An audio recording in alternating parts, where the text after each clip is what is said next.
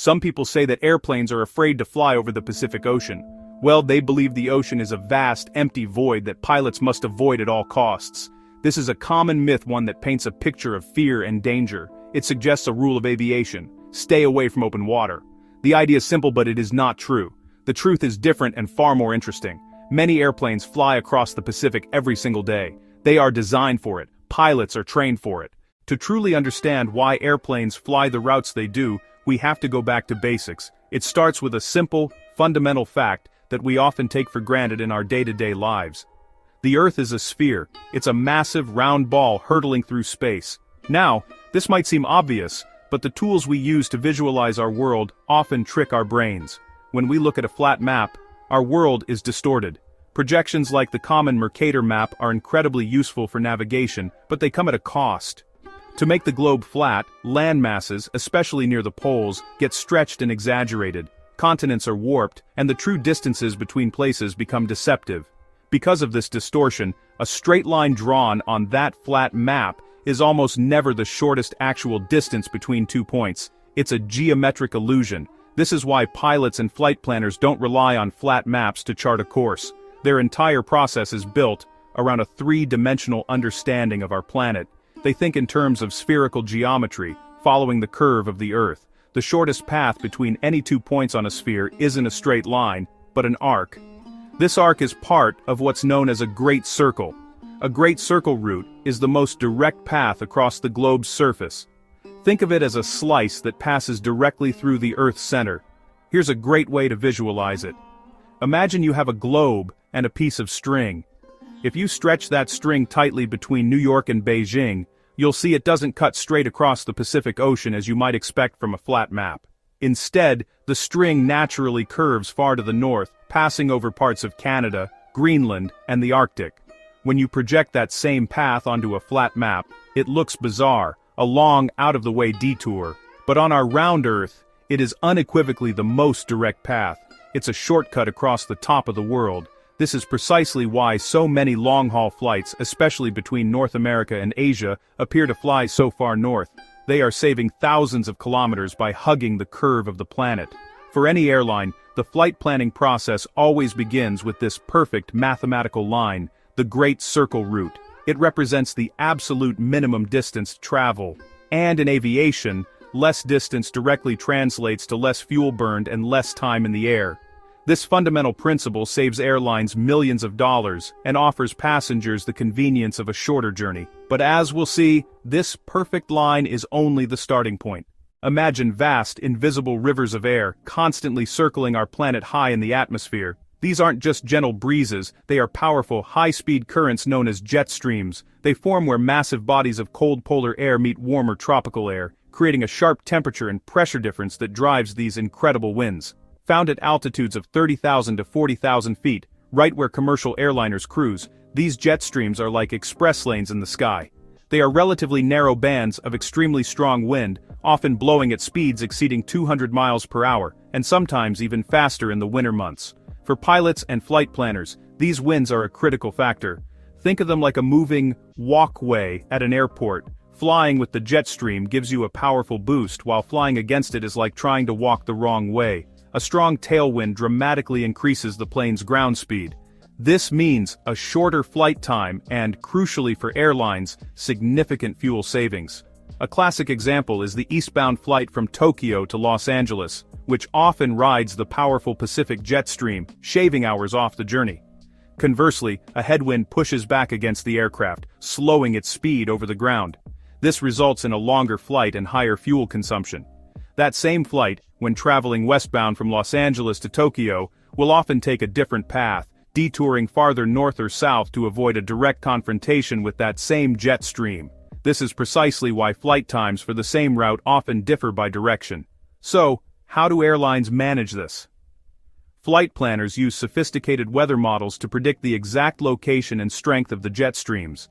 Their goal is to chart a course that either maximizes time in a tailwind or minimizes exposure to a headwind. This often means the fastest route isn't a straight line. A longer curved path that follows a favorable wind current can get you to your destination quicker and more efficiently than a shorter path fighting a headwind.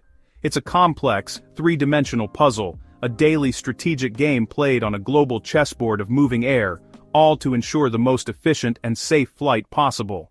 In aviation, safety isn't just a guideline, it's the fundamental principle governing every decision. It's a complex web of proactive, overlapping regulations designed to anticipate and mitigate risk long before an aircraft ever leaves the ground. This meticulous planning is especially critical when flight paths cross the world's most remote regions. For any flight over a vast stretch of water, planners must answer a crucial question: what happens if an engine fails? With older 3- and 4-engine jets, the answer was simpler: there was more redundancy. But for modern efficient twin-engine aircraft, a special set of rules applies. This is where ETOPS comes in. It stands for Extended Range Twin-Engine Operational Performance Standards.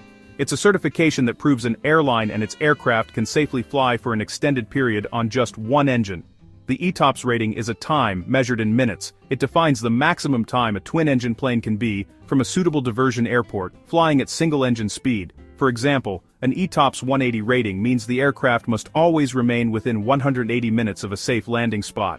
As engine technology has become astonishingly reliable, ratings have increased. ETOPS 330, or even ETOPS 370 for aircraft like the Airbus A350, allows for routes that are much farther from land, up to a staggering 6 hours of single-engine flying time. So, how is a flight path planned?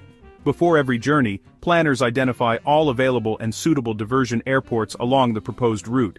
These aren't just any airstrips, they must have runways long enough, adequate emergency services, and favorable weather conditions. Around each one they draw a circle representing the aircraft's ETOPS time limit.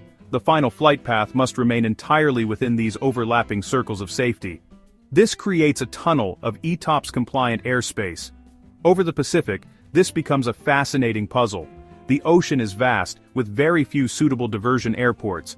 Islands like Hawaii, the Aleutians, Midway, and Tahiti become indispensable strategic points. This is why a flight from Los Angeles to Sydney might not take the most direct Great Circle route. Instead, the path may curve far north towards Alaska and the Aleutian Islands, adding time and distance, purely to remain within its ETOPS safety limits. The incredible reliability of modern engines in aircraft like the Boeing 787 and Airbus A350 has earned them higher ETOPS ratings. This has been a game-changer, opening up more direct, fuel-efficient routes across previously unreachable expanses of remote ocean. Ultimately, ETOPS ensures that no flight is ever truly isolated. There is always a plan, and always a path to a safe runway within a calculated time frame. It's a powerful example of how safety rules, not fear, are what truly draw the boundaries of modern flight. An airplane needs a massive amount of fuel to cross an ocean. But fuel is not just power, it is also weight. The more fuel you carry, the heavier and less efficient the plane becomes. A heavier airplane needs more energy to fly. To fly far, you need fuel. But carrying fuel costs fuel. Fuel is a major expense. Every gallon saved matters. Software computes exact fuel, plus reserves and potential delays. They consider weight, expected winds, temperature, and the path. Enough to be safe, but not so much that weight wastes money. Sometimes a stop saves fuel. Depart lighter, refuel later. Remote stretches may require extra reserve fuel, hurting economics. Airlines may choose a route closer to land if it's more economical. The final path is a calculated trade-off. Shortest distance, best wins, most efficient fuel. Well, that's the balance. The sky is not always calm and clear.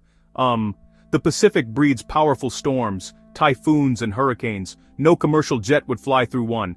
Planners and pilots use satellite, radar, and forecasts, and reroute if a storm blocks the ideal path. A safe arc can add distance and time, but safety comes first. Volcanic ash is another hazard, avoided completely. Routes change day to day as weather moves. Even over the Pacific, planes don't go anywhere they please. The sky has routes, airways, like highways.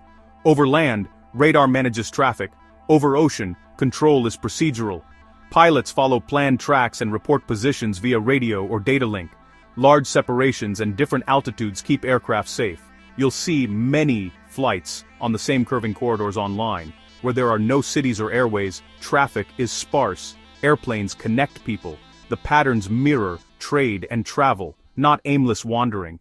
The way airplanes cross the Pacific has changed dramatically. Early days meant short hops, Hawaii, Midway, Wake, Guam. Jets flew higher and faster, opening non-stop West Coast Japan. Wide bodies brought efficiency and incredible range. Today's 787s and A350s fly ultra-long ranges with ease. 17-hour flights connect distant cities non-stop. Now airlines choose the most efficient route. Geometry, winds, weather, no longer limited by the ocean's size. We began with a myth. Planes avoid the Pacific. Reality. Routes are a balance of many needs. The goal, safe, efficient, economical. Geometry, nature, rules, and logistics shape the path. Next time you see a curved track over blue, know it's a carefully drawn line of reason. Planes navigate the Pacific with skill and precision.